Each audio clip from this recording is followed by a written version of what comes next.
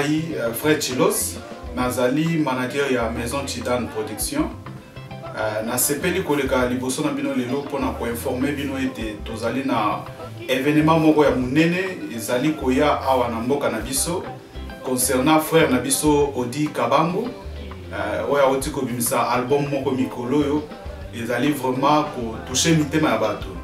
Tomona ki pona biso ezali ki opportunité moko ya malamu par rapport ya ndenga ya ki awa tambola na ba église naza sir biso nyonso to pambola maki makasi na lolenge ya tambusa kibiso komema biso na pembeni na Nzambe. Alors pona biso to sepela ki ete kozala malamu Maison Tidan Production et organiser lisusu concert moko na mboka oyo po ndeko aya to sangana lisusu biso nyonso ensemble to koma na mokolo wana pona kokomisa Nzambe ba o nyonso balinga ko prier ko sambela makasi kozala vraiment occasion ya monene pona bango ke baya jour wana po to kutana to sambela Nzambe elongo na nzela ya ndeko na biso Odi Kabango. Osoba makila pointe ngai na bika bilembono na bomo na ngai lelo eboti mbuma pe banguna na ngai batikali na soni osala oyo moto moko te Yesu akokaki kosalela ngo bato kolona bilembo loboko na yo ezokuna makambo ya malamu kaka mpona ngai tuna mutu azana par na ye aosepela nango neti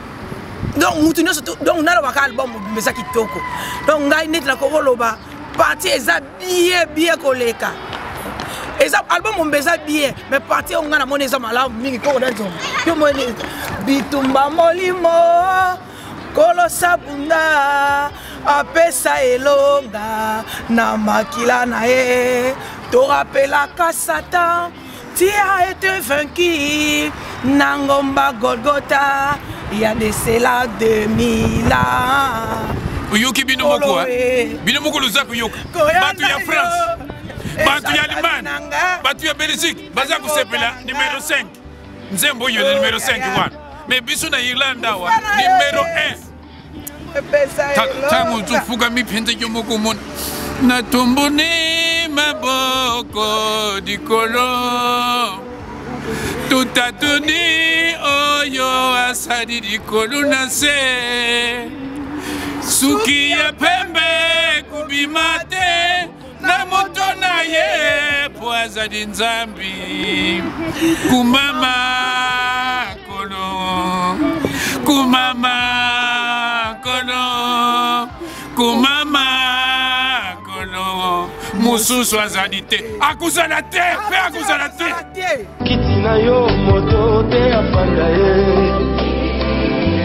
mokolo te batelemisa yo bokonzi na yo ezanga manda ezanga opposition ezanga échec kolo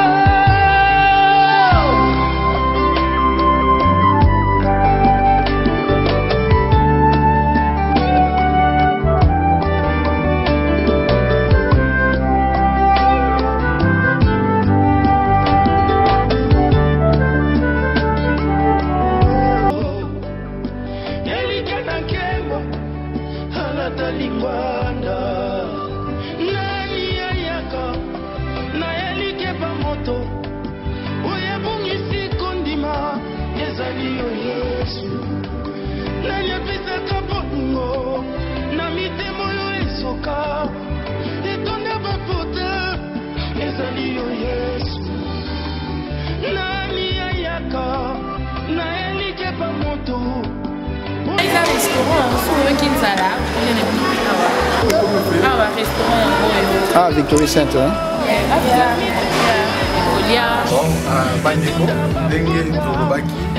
D'abord, moi, je suis présenté Daniel Chilos, manager de la Maison Tidan Production. C'est-à-dire que nous avons dans la salle ici, frère Beta, la salle pour plutôt, nous avons la qualité, nous avons sanza mais faut pe odo sala kona eza la qualité moi zo sala biso makambo eza la qualité c'est-à-dire salle yango eza n'importe quelle salle eza vraiment salle babengi Victory Center donc boya ebele na bukolo ya le 28 avril 2012 donc salle ekofungama à partir à 16h donc 16h porte efungami babillet eza déjà en vente donc beaucoup kutana sister Daniela sister Shida bango nyonso baza na disposition ya babillet na bandeko nyonso ya baéglise soki kocontacte baéglise mingi awa na bitene eza batike ezoteka déjà likolo baza na 10 €, bana mike eza 5 €. Alors journée wana ezali journée ya esimo mpona biso nyonso frère Boni Kabango. Victory Center, see how beautiful it is. And so big buildings, so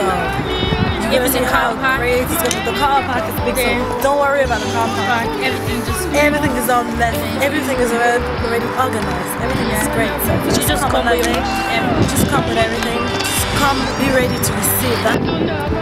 Nabanda kulala na ngai yako timu kolo kuya awa kaka nabanda kulani lawo timu kolo ya kuya ngana dingi muta diboso kukota concert wana namuna kabangu wana na misu ngai nabanda kulani lawo sali yango na yisa kibinu ngamuta diboso na ye nabanda kulani lawo ngapi mutani balenga yofe na ye na kulala lawo nabanda kulani lawo timu kolo kuya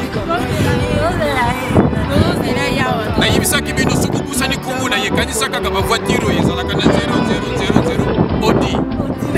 sukukusa ni kungu ya mibani kanisa journaliste abandaki ko présenter journal na télévision na Kisasa Kabango kubangisi kaka Audi Kabango isali pasite